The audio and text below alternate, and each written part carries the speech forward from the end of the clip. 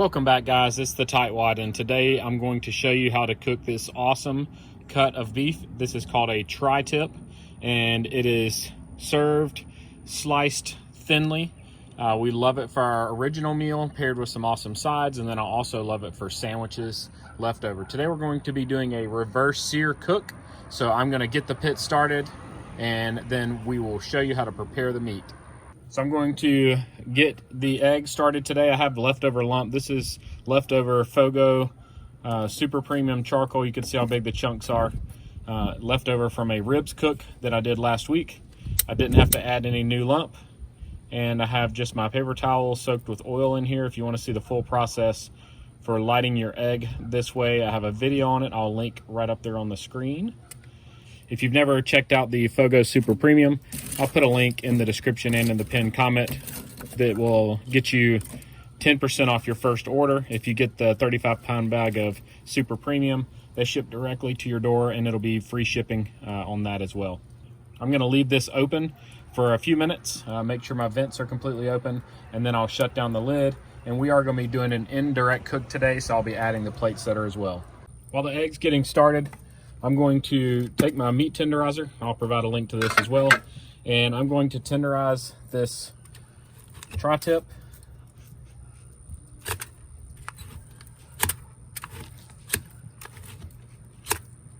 This isn't absolutely necessary. You can definitely cook this without it. But just to ensure that it's nice and tender, I do like to use my tenderizer. I'm going to flip it over and do the same on the other side, but I'm going to go the opposite direction here.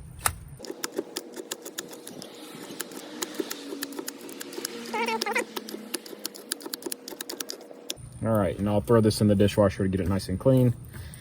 I really like the Hardcore Carnivore Black seasoning for my steaks, and since a tri-tip is a lot like your steaks that you eat, it goes well on tri-tip as well. I also like the Meat Church Holy Cow. I'm not sponsored by any rubs, but just sharing with you the things that I like. So I'm gonna get a nice amount on all sides of this here.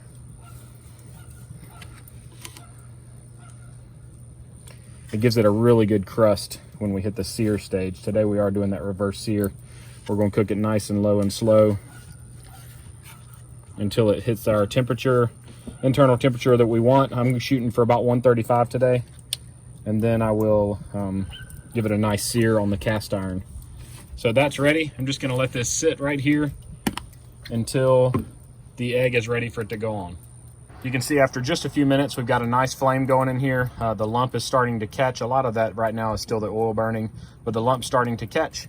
About 2 more minutes, I'll close down the lid and we'll start getting our vents adjusted and get our plate setter in place.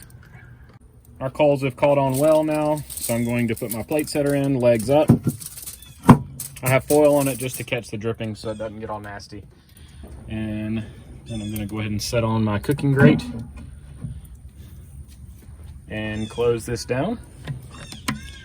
So I had the lid shut with the vents still open while it got up to temperature, and we're approaching 200 now. You see I still have a lot of that bitter white smoke, so I'm gonna let it go a little bit longer before I start shutting them down. Right when I hit about 225, I will start closing the vents down to where I need to cook. All right, so I've got the egg up to the right temperature. I am gonna be using the meter probe today so I can monitor the temperature.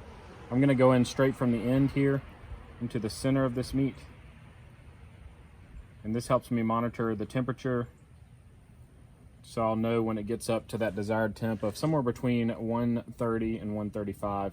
If you like it more rare, you can go up to 125.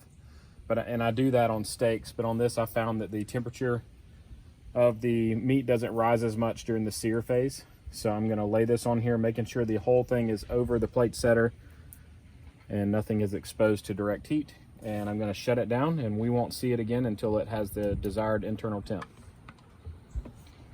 We've reached our internal temperature of 135, so I'm gonna open the egg here. We're gonna take our tri-tip out and put it on a cutting board. And now I need to take the plate setter out.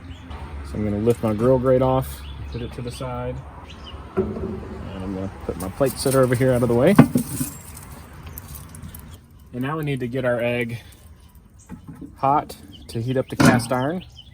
I'm gonna add my cast iron plate here, and we're gonna let it get up to about 450 to 500 degrees to heat that cast iron up for the sear.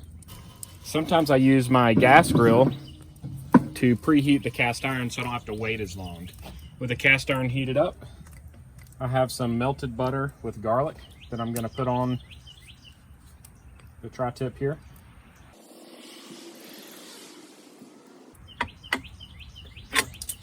Now I'm going to put the tri-tip on the egg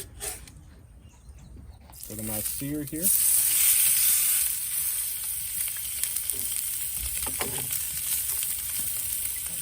And I'll put some more on the back side.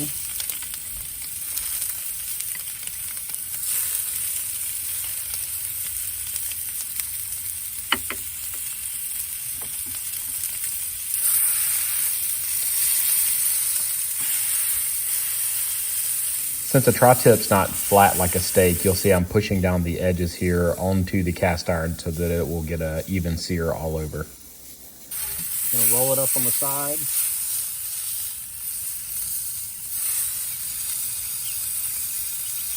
And on the end.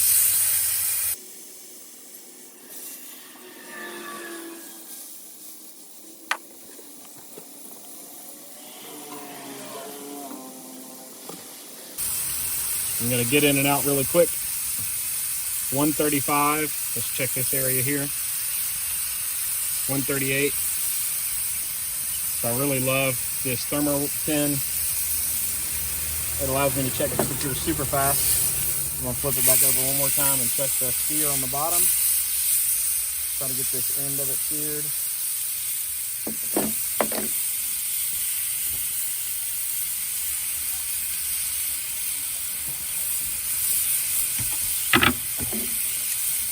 Now we can come straight over to the cutting board. I'm going to use these Grill Master gloves. I purchased these on Amazon. I'll make sure I put a link in the description in the pinned comment. They work really well for grabbing the hot stuff. I'll add a link at the top of the screen showing how I clean my cast iron after this sear. I want you to look at the juices. Look at the juices running out from the tri-tip already here on the side. It's a beautiful cut of meat. A nice sear on the outside. It's going to be a nice medium rare on the inside. I'm going to cut it across the grain right here in the middle, so just so you can see the color. Typically I'd start at the end and just make some nice thin slices, but I'm going to cut right in here.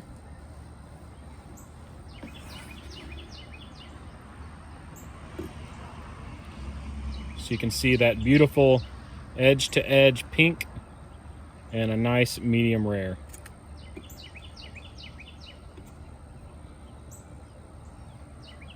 Here's a little slice cut the thickness that I typically serve this, and you can see it's super tender and the color is beautiful. I hope you enjoyed this tri-tip cook. If you're interested in more cooking videos related to the big green egg, you can click some of them shown on the screen right now and they'll open right up on your device. If you have any questions for me, be sure to leave them in the comment section below and I'll be sure to respond. Click the links in the description or in the pinned comment if you want to order your own Fogo or see any other videos. And as always, I hope you guys have a great day.